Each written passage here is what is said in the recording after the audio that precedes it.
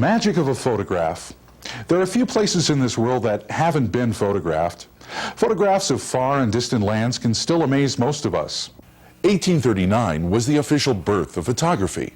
But it took another 20 years of refinement for photographers to become more mobile and capture the light of all those places that could only be imagined in dreams. The public's demand for these photographic views was insatiable. Photographers attempting to make a living with this new art form raced to be the first and the best.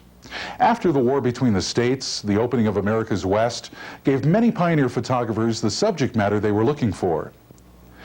Using view cameras like these, photographers combed the western frontier to capture the beauty yet unspoiled by civilization and the native people who were a mystery to the rest of the world. Photographers who traveled with government expeditions set the standards and became the ones to emulate. After the introduction of the dry plate negative in 1879, thousands of photographic studios dotted the landscape, appearing in every town that could support one. Most photographers contented themselves with taking pictures around their own town. Some ventured to the great outdoors, and others were compelled to search out and document history in the making. Very few photographers were doing it all. This is the story of one photographer who did do it all, William Edward Hooke.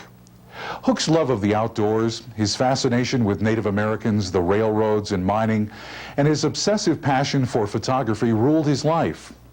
With few exceptions, the photographs you'll see in this program were taken by W.E. Hooke.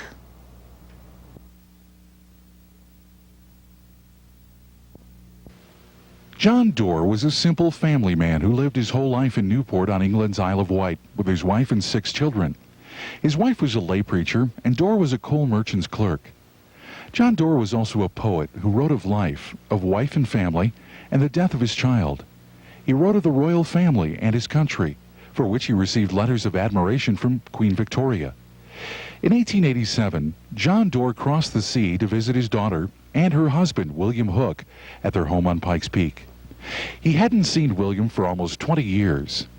Seeing Hooke's passion for his photography, Dorr wrote a poem, an acrostic, to capture the essence of his son-in-law. William the Conqueror was surnamed. In former times for prowess famed, let those who love the sword to wield land him so brave in battlefield. It's known he was a warrior great, and no more of him I'll relate, nobler some of less estate. Edward III was valorous too, did all he could France to subdue, while martial glory thus he gained, ambition's aim he ne'er attained. Renown he won, and nothing more, death all his conquest did ignore. Hooke too was brave, I must confess, on mountain, plain, in wilderness, oft long be strong, not man to slay, kind nature's scenery to portray. Kind nature's scenery to portray. William Hooke was in many ways an exceptional 19th century photographer. Because of the quality of his work, because of his subject matter, he has left us with something important. We can see his life through pictures. His is the first generation able to do so, and his life spanned a colorful and interesting period of our history.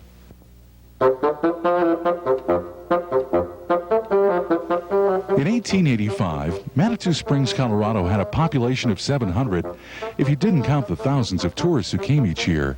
The natural mineral springs made the little town at the foot of Pikes Peak popular with vacationing Americans and Europeans.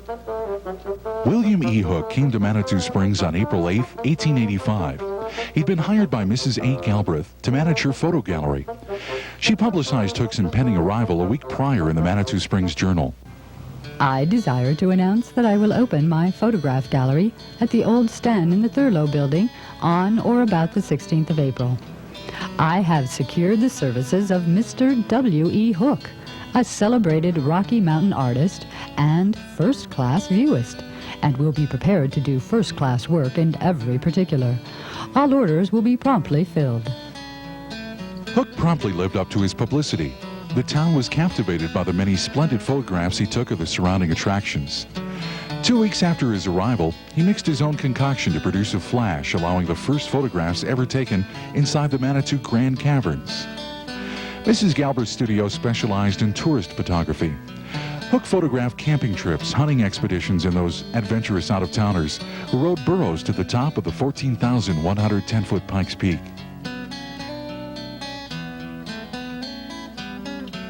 But it was photographing the area's many magnificent sights that Hook most loved. The Garden of the Gods, Williams Canyon, Cave of the Winds in the Grand Caverns, Ute Pass, Bear Creek, and the neighboring Colorado Springs. Hook found many marvels to open his camera to. It didn't take long for Hook and Mrs. Galbraith to part company. By August, Hook was living in a tent at the entrance to the Pikes Peak Trail. In the mornings, he photographed the tourists as they left on burros riding to the summit of Pikes Peak, and he had their photos ready when they came down at night. It's unclear why Hook left Mrs. Galbraith's employment so soon. Hook talked of his earlier exploits. He said for the previous 7 years he had viewed the Rockies from Yellowstone to the Peace River. He showed off his 7-foot bear robe and many buffalo robes made from the animals he had killed in British America. And he talked about the Indians he had met.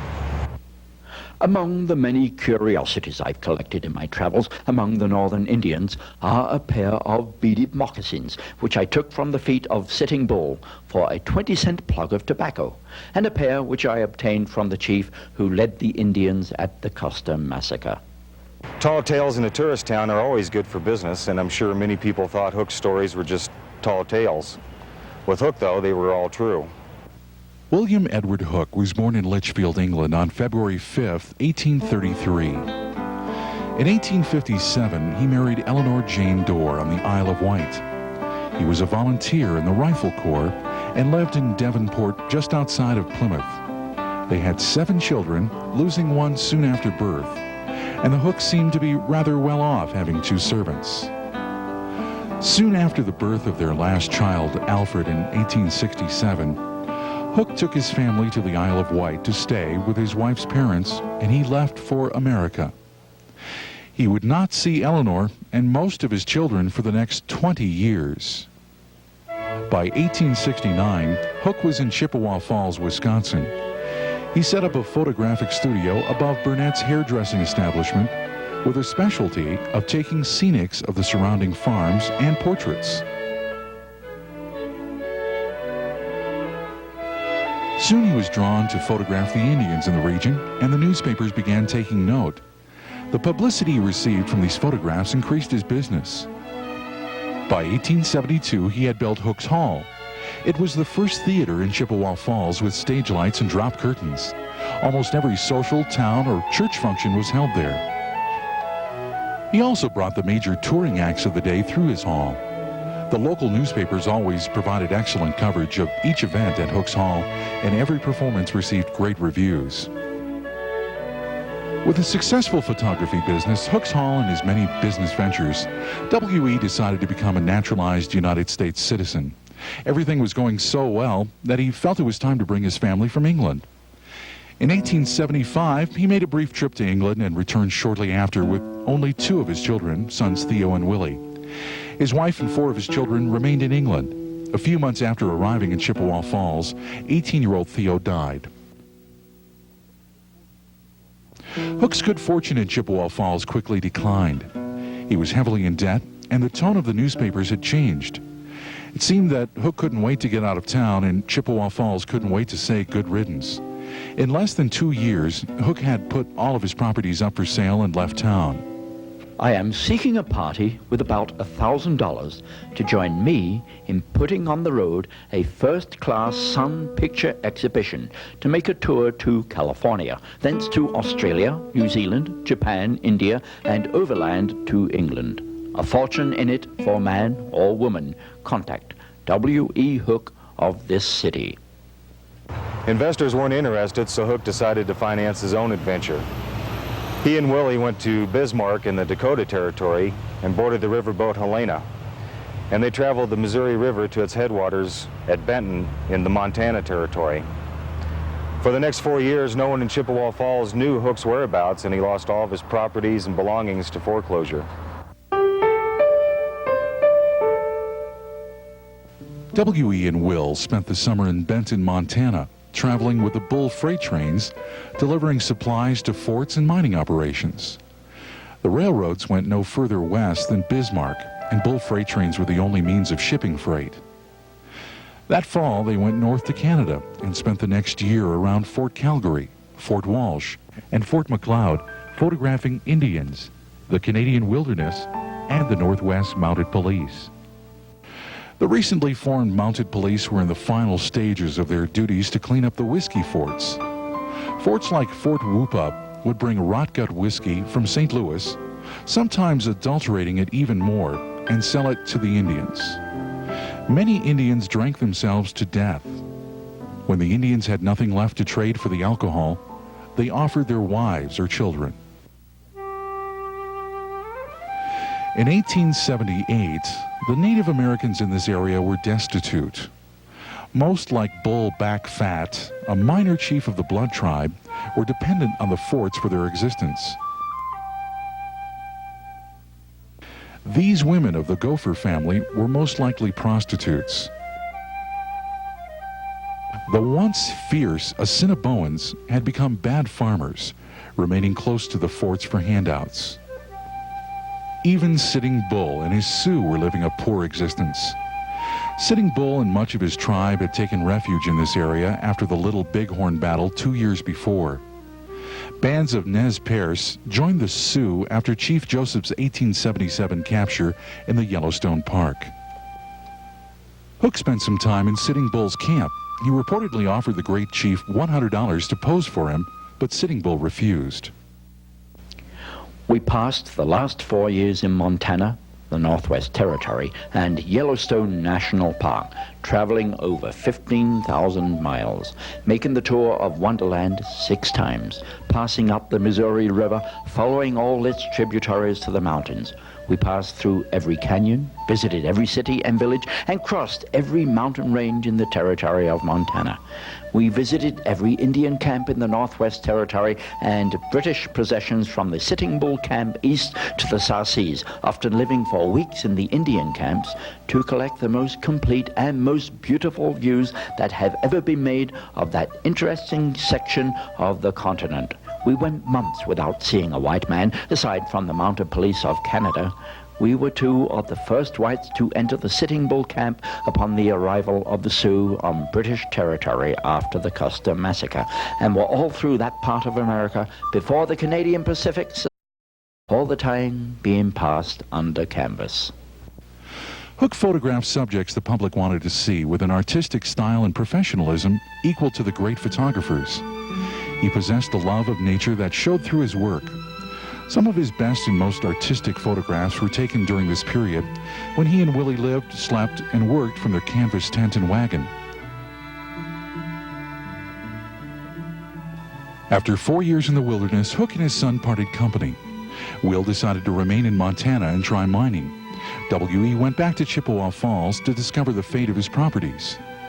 W.E. Hook was 52 years old in 1885 and had lost most of what he had. He must have wondered if he would ever reunite with his family. After Hook's first summer in Manitou Springs, his hopes were renewed. He was back in the rugged surroundings he loved, and he was successful with his work and business decisions. From 1885 until 1890, Hook's studio next to the Barker House sold photographs by the thousands. The Hook photo logo was seen all over the world and was very influential in putting Manitou Springs on the map. Photographing the tourists along Ruxton Creek and the Pikes Peak Trail would continue as the main attraction of Hook's new studio. For his backdrop, he had Pikes Peak, and he came to know that mountain like it was his own backyard. The Pikes Peak Trail began at the entrance to Engelman's Canyon in Manitou.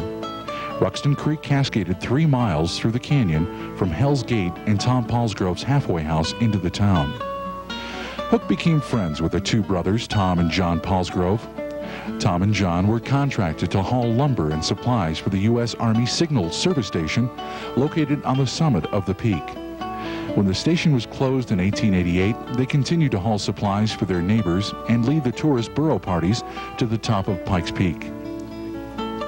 With the Paulsgrove brothers as his guide, Hook photographed the remote grandeur of that famous mountain. 2 miles up from Manitou, the Pikes Peak Trail passed a steep valley opening to the northern slope of Cameron's Cone. W.E. fell in love with this area and petitioned to homestead it. He worked for over 100 days to clear an area for the house, which included moving several tons of rock. With the help of the Palsgrove brothers, he built a 14 by 24-foot home. Hook constructed miles of trails, put up fences, bridges, and dammed the creeks to make pools for cultivating fish. He named the streams, the waterfalls, and the mountains on his property with the names meaningful to only him. Baby Brook for the child who had died after birth. Theo Falls for his son who had died in Wisconsin. Mount Eleanor for his wife. And he named his property for his own passions, Artist Glen. The area is still called that today. Now he wanted to go to England to get his family. He planned to leave in January of 1887. I am anxious at the earliest possible moment to leave here for England to bring over my family and fix them up in the home I have made for them. I cannot leave at any other time of the year if I am to keep my business together. I have been unavoidably separated from my family for 20 years. Hence my great desire not to allow another year to pass before our reunion. W.E. was back in Manitou Springs in April of 1887 with his wife Eleanor and two of his daughters, Alice and Nellie. He immediately began to get his studio ready for the summer's business, and with the help of the Palsgrove brothers, he built a two-story addition to the home at Artist Glen. Eleanor and Nellie opened the house as a bed and breakfast for hikers on the Pikes Peak Trail. Alice went to work for her father in his studio. After a 20-year separation from his family, Hook was finally getting to know his daughters. They hiked and explored the mountain regularly with their father. Alice and W.E. would make a 45-minute hike each day down to the studio. My daughter and I are entitled to the blue ribbon for pedestrianism. Once a day, we walk from and to Artist Glen. Alice carries an alpine stick, and I content myself with anything in the way of a stick. We both enjoy the trip. That year, Hook became the first in the Rocky Mountains to hand color his photographs, and this would prove to be very popular with the tourists. One popular stop for the tourists in Manitou Springs was the Cave of the Winds. Owner George Snyder had opened the caves to the public in 1885, and he was impressed with the quality and volume of Hook's work. The two joined forces that summer and sold thousands of Hook's glass positives for magic lantern projectors to lecturers around the world. These slideshows did much to increase outside interest in the little community, and tourist business grew. This method of free advertising did not go unnoticed in the town.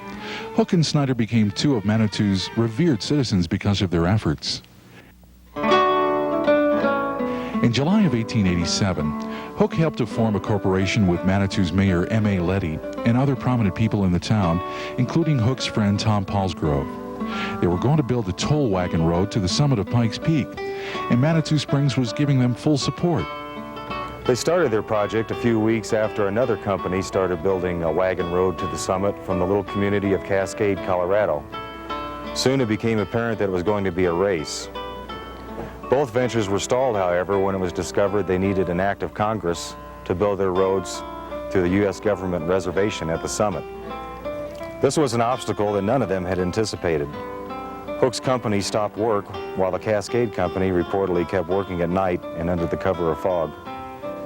Later, when permission was finally granted, the wagon road from Cascade was already completed. Hook's Manitou Springs and Pikes Peak Toll Road Company was out of business. The sting of this failed business venture was softened in 1888 when Hook's son Will arrived from Montana to assist his parents with their businesses. His mother had not seen her boy for 14 years, who has grown in the meantime from a child of 13 years to a bearded man of 27. To be sure, there were not many dry eyes at Artist Glen.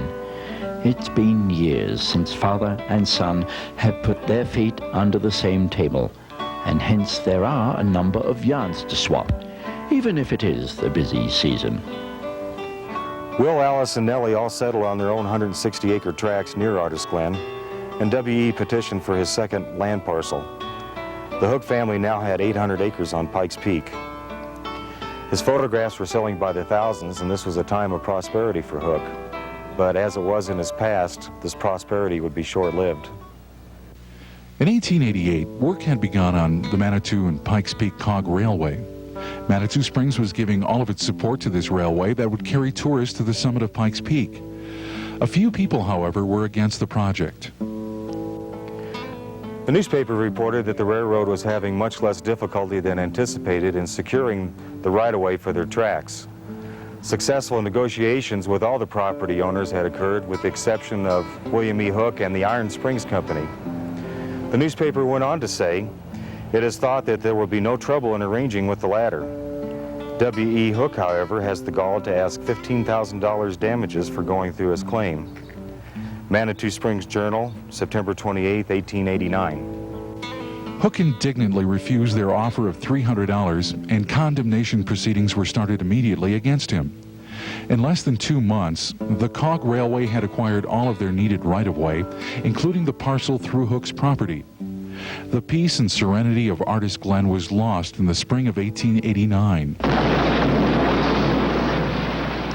Explosions blasting out of rock and hundreds of graders preparing the roadbed were altering Engelman's Canyon forever. The completed Cog Railway tracks ran about 30 feet from the house at Artist Glen. Hook's grandson, Ted Middle, recalled that his grandmother would be scared out of her wits when the cog would come down at night because she thought the train was going to come right through the living room window. In 1890, the allure of their mountain home was gone. The Hooks moved to Colorado Springs soon after learning of the death of their youngest son, Alfred, in England. He was the son Hook never got to know. Alfred was 23 when he died. For a few seasons, they returned to Pikes Peak in the spring to open Artist Glen for the hikers, but the business was no longer profitable. I'm certain Hook felt that the Cog Railroad had ruined his Artist Glen, but his photo business was also prospering from it. His photographs of the Cog Railway were selling by the thousands. The photograph of his burro, Booker, who helped build the Pikes Peak Railroad, became the biggest seller of his career. In a volcanic valley southwest of Pikes Peak, the prospect of a rich find of gold was realized in January of 1891. The man responsible for the opening of the Cripple Creek Mining District was Edward de la Verne. He would soon become W.E.'s son-in-law, marrying Alice Hook. Because of this association, Hook was able to photograph Cripple Creek from its crude beginnings through the heights of its gold production and growth. Between 1891 and 1898, Hook exhaustively photographed throughout all of Colorado.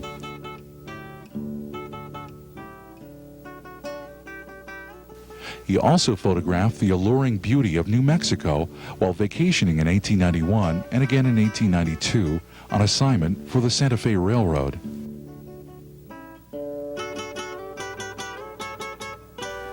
And he finally realized his dream to photograph California, in addition to Washington, Idaho, and Utah. Even with these accomplishments, Hook would never again reach the same success he had during those early days in Manitou Springs. He was constantly in debt and was forced to sell his Colorado Springs house in 1900. His health was deteriorating with thyroid failure. The Hook Wholesale View Company was incorporated in 1900 with Will as president to handle the business that his ailing father could not. It became apparent by 1905 that the business would not support them, so Will took a night watchman's job at Ed de la Verne's mine in the Cripple Creek district. One night at work in 1907, Will suffered what everyone thought was a heart attack and died. An autopsy showed that he had actually died of a stomach ulcer. Will was 46 years old. Will, as we all love to call him, was an ideal son, husband, brother, and friend. No task was too disagreeable to perform for those he loved. His ideas of duty were of the most exalted standard, and his sturdy integrity and honorable dealings with his fellow man made him admired and respected. His death leaves a gap that will not soon be filled. In less than 2 years, William E. Hook had died. His business was leased to Lawson Sumner, who was never able to make a success of it. In 1908, when Hooke died at the age of 75, he left no estate. Hooke must have felt that his time was over. He was born 6 years before the birth of photography, and he lived to see many advances, including the Kodak box camera and color film and movies. He had survived a daughter and all three of his sons. Little attention was paid to the photographs of William Hooke after his death. Most of his work was not seen for over 80 years. Now, once again, his work is emerging as the life of this remarkable artist and adventurer becomes known. The life and beauty, the hardships and defeats of the 19th century, seen through the eyes of William E. Hooke, a man with a passion for photography and a love for mountains, plains, and wilderness, kind nature scenery to portray.